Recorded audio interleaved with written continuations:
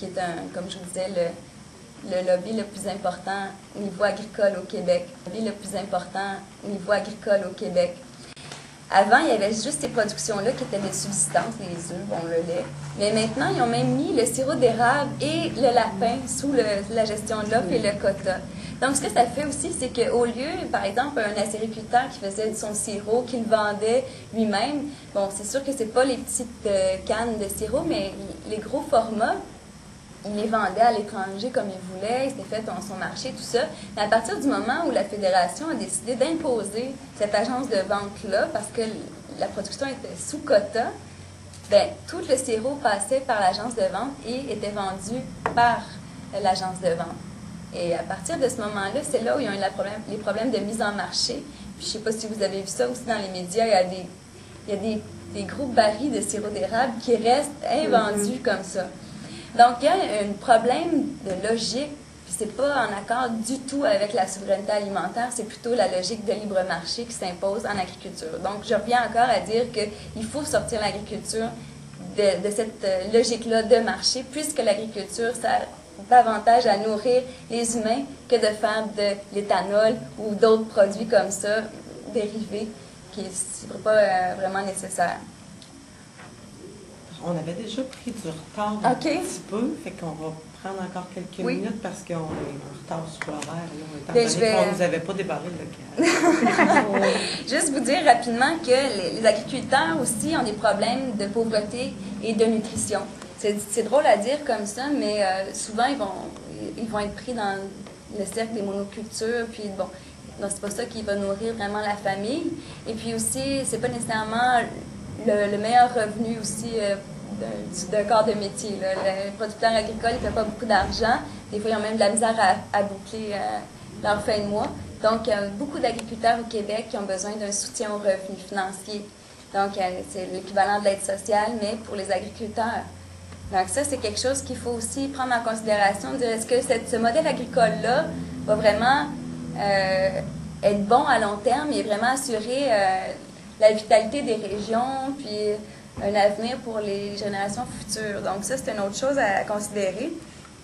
Les clés, les espèces de solutions qu'on pourrait décider de discuter cet après-midi, j'en aurais 3 dans le fond à vous suggérer. La première, le rôle des femmes dans la souveraineté alimentaire est essentiel, je le disais tout à l'heure, parce que les femmes ont été les premières, lors de la sédentarisation de l'agriculture, à sélectionner les meilleures plantes, les meilleurs aliments. Les meilleurs aliments qui se conservaient, les meilleurs aliments qui se transformaient, les meilleurs aliments au goût, les meilleurs aliments pour servir à leur famille aussi. Dans le fond, c'est elles qui s'occupaient des jardins maraîchers, des petites productions, des petits élevages, et les hommes avaient plus tendance à s'occuper des champs de grande culture. Donc, c'est pour ça que les femmes ont eu une connaissance, puis une façon d'hybrider, des hybrideuses naturelles. Ils ont fait la sélection des plantes puis des variétés qui étaient les mieux pour résister au climat, les mieux pour... bon. Donc, tout ça, ça revient encore dans ces années-ci, même dans le sud, dans le nord, on doit se réapproprier ce bagage génétique-là, des semences et des races de patrimoine, par exemple des poules chanticleères ou des races d'animaux qui sont vraiment adaptés à la production québécoise. Donc ça, c'est quelque chose qu'il faudrait faire la promotion, que les femmes étaient là au départ de l'agriculture à ce niveau-là et qu'elles sont encore à ce moment-ci essentielles dans ce rôle-là de conservatrice, d'espèce d'hybrideuse, puis de garder les semences pour le patrimoine génétique et la diversité génétique. La deuxième clé qu'on pourrait penser, c'est évidemment de faire des pressions, des pressions, si on peut dire, du lobby, là, sur les organisations internationales, comme je le disais, pour sortir l'agriculture des accords de l'OMC ou les accords bilatéraux, multilatéraux, de faire des pressions sur nos gouvernements aussi pour exiger une réelle réforme agraire. C'est-à-dire, dans le fond, d'avoir un modèle de développement agricole, de s'en tenir et d'exiger que les lois agricoles soient appliquées et qu'ils soient en relation avec cette réforme agraire-là. Par exemple, si la Commission sur l'avenir de l'agriculture a des bonnes recommandations, en janvier prochain, quand elle aura fini de réfléchir à ça.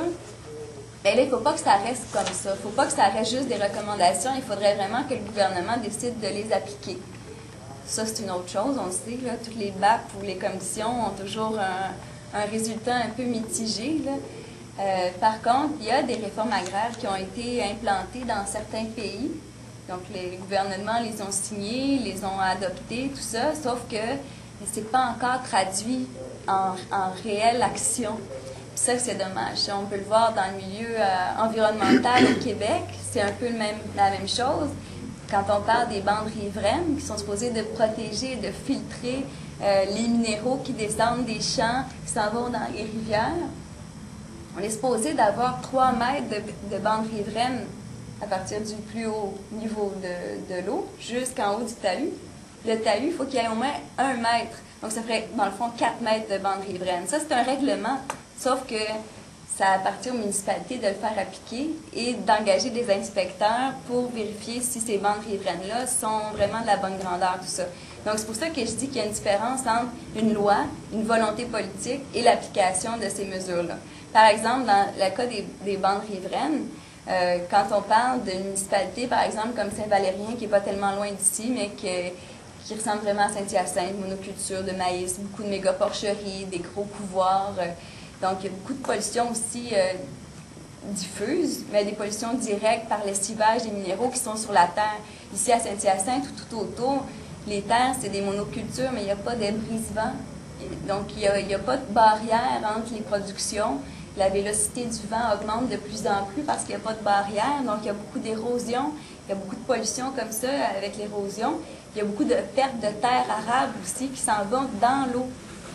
Donc, si les municipalités, par exemple, de Saint-Valérien ou de Richelieu, je pense à ces deux-là parce qu'il y a des méga-porcheries aux deux, il y a eu des contestations de citoyens par rapport à ces implantations-là de méga-porcheries, bien, si l'élu municipal ou le maire, dans le fond, il est producteur de porc lui aussi, ça ne changera pas grand-chose. Il ne va pas mettre l'argent de la municipalité pour engager des inspecteurs pour qu'ils aillent voir si les bandes riveraines. Il veut être élu l'année d'après ou l'autre année. Donc, c'est sûr et certain que c'est difficile de faire appliquer les lois. Tout ça pour dire que, dans le fond, il ne faut pas non plus dire que ça ne sert à rien. Il faut continuer à faire des pressions sur le gouvernement, sur nos municipalités aussi. Ensuite de ça,